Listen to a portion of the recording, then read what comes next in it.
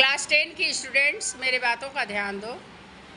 Class 10 जो 24 में final exam देने वाली हैं, तो फाइनल एग्ज़ाम देने से पहले उनको सेंटर टेस्ट देना है। यह सेंटर टेस्ट नवंबर महीने में होने वाला है। सेंटर टेस्ट की तैयारी अच्छी तरह से करनी है, फुल सिलेबस पढ़ना है। फर्स्ट सेमिस्टर और सेकंड सेमिस्टर दोनों का ही पूरा सिलेबस पढ़ना है। तो नंबर की कोशिश करनी है। 90 नंबर का आएगा प्रश्न, 10 नंबर प्रोजेक्ट के लिए रहेगा। तो इस 90 नंबर में यदि हम चाहते हैं कि नहीं हम 90 में नंबर 100% नंबर पाएँ, 90 ही पाएँ, इसके लिए तैयारी पूरी होनी चाहिए। बहुतों को 90 में 90 मिल भी जाता है और बहुतों को हो सकता है कि 86, 87 ऐसा भी मिल जाता है, 80 एबव भी मिल जाता है। जैसी जिसकी तैयारी रहेगी वैसा ही नंबर मिलेगा। यह कोई असंभव नहीं है कि मुझे ये नंबर नहीं मिलेगा। तो इसके लिए तैयारी यही करनी है कि फुल सिलेबस पढ़ना है। तो फुल सिलेबस बोलने का मतलब है कि हिंदी का यह जो साहित्य संचयन किताब है और कथा सार कहानी है, इसको पढ़ना है। और व्याकरण में जितना क्वेश्चन जितना लेसन है वो सब की भी तैयारी करनी है। निबंध की भी निबंध है ना तुम लोगों का, निबंध की भी तैयारी करनी है। निबंध में प्रायः करंट अफेयर से क्वेश्चन आ जाता है। तो जब कभी भी निबंध लिखेंगे तो उसमें प्रस्तावना देंगे, भूमिका जिसको कहते हैं, उसमें जिस चीज़ के बारे में निबंध लिखा जा रहा है उसको लिख देना है।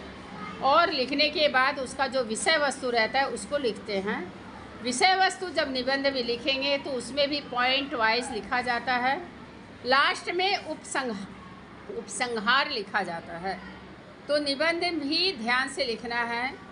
इंग्लिश से हिंदी अनुवाद आता है, उसको भी बारंबार थोड़ा सा अच्छा से पढ़ करके, यदि कोई वर्ड है और उसकी इंग्लिश नहीं मालूम है तो गैपिंग कर देंगे और सेंटेंस जो है हमारा रहेगा वो सही रहेगा, ऐसा कोशिश करना है। ऐसे साधारणतः खूब इजी ही आता है, फिर भी यदि प्रॉब्लम हुआ तो उसका समाधान है। और प्रत्येक पहला नंबर जैसे क्वेश्चन है 1 नंबर का रहता है ऑप्शन वाला, तो उसको यदि हम लेसन, यह जो साहित्य संचयन किताब है या कहानी का किताब है या व्याकरण है, तो इन तीनों में से ही 1 नंबर वाला क्वेश्चन आता है।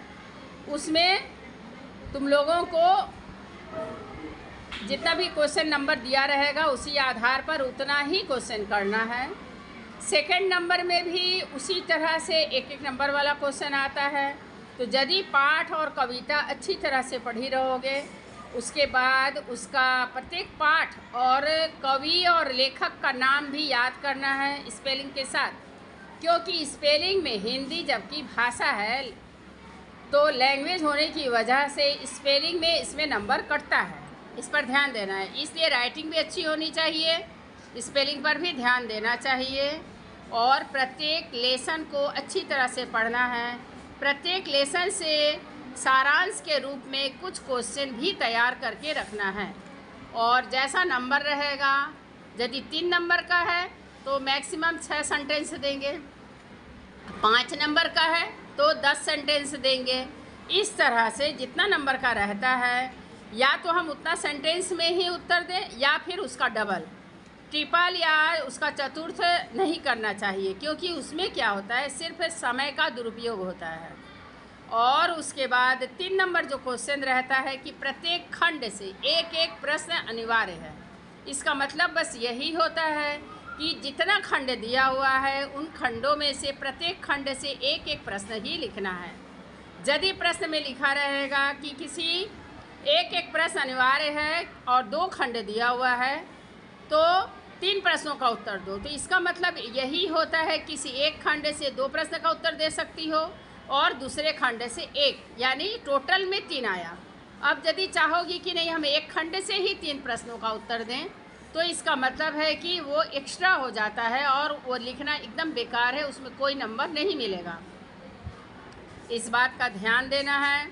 अच्छी तरह से पढ़ाई लिखाई करनी है ताकि सेंटर टेस्ट यदि अच्छा होगा तो फिर बहुत सारा समय मिलता है, दिसंबर, जनवरी, फरवरी, इसमें रिवीज़न करना है। और याद करने के बाद हमेशा ध्यान रखना है कि उसको हम लिखें, क्योंकि हर समय याद किया हुआ कोई सुनने को रहता नहीं है कि कौन सुनेगा तुम्हारा।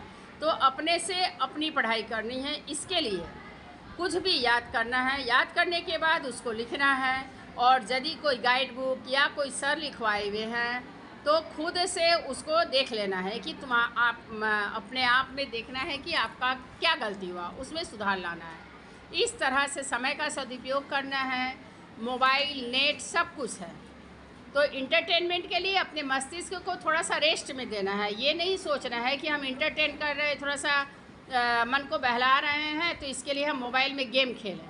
तो मोबाइल में गेम खेलने से समय का दुरुपयोग होता है, माइंड और ज़्यादा टायर्ड हो जाता है। तो कभी भी थकावट का अनुभव हो, पढ़ने की इच्छा बाई चांस यदि नहीं कर रही है थकावट की वजह से, तो आँख मूंद करके जो हम पढ़ाई किए उस पर ध्यान देना है, रिवीज़न करते रहना है। अपने आप थोड़ी सी नींद आ जाएगी, और जब नींद आ जाएगी तो फिर जब जगेंगे तो उस समय लगेगा कि हाँ, अब हम बहुत कुछ पढ़ सकते हैं या लिख सकते हैं।